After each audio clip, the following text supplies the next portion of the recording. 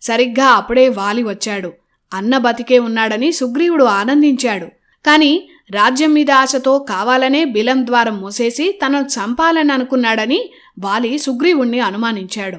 జరిగిందంతా సుగ్రీవుడు చెప్పాడు. పొరపాటుకి క్షమించమన్నాడు. అయినా వాలి వినలేదు. సుగ్రీవుడు తనను మోసం చేశాడనే వాలి నిర్ధారించుకున్నాడు. సుగ్రీవుణ్ణి వాలి కట్టుబట్టలతో రాజ్యం నుంచి తరిమేశాడు. మళ్లీ కనిపిస్తే ప్రాణాలు దక్కవని బెదిరించాడు. సుగ్రీవుడి భార్య రుమ. ఆమెను కూడా వాలి బలవంతంగా తన భార్యను చేసుకున్నాడు. ఏమీ చేయలేని నిస్సహాయ స్థితిలో సుగ్రీవుడు తన అనుచరులతో కిష్కింధ నుండి బయటకు వచ్చేశాడు. ఎక్కడున్నా వాలి చంపేస్తాడని సుగ్రీవుడు భయపడ్డాడు. మతంగముని శాపం వల్ల వాలి ఋష్యముఖ పర్వతానికి రాడు కాబట్టి అదే తనకు సురక్షిత ప్రాంతమని సుగ్రీవుడు అనుకున్నాడు. అందుకే తన అనుచరులతో సుగ్రీవుడు ఋష్యముఖ పర్వతానికి వెళ్ళిపోయాడు.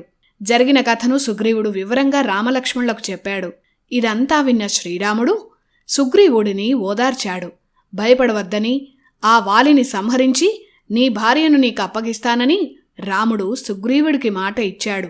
అలాగే సీతమ్మ ఎక్కడ ఉన్నా కనిపెట్టి నీకు అప్పగిస్తానని సుగ్రీవుడు కూడా రాముడికి మాట ఇచ్చాడు.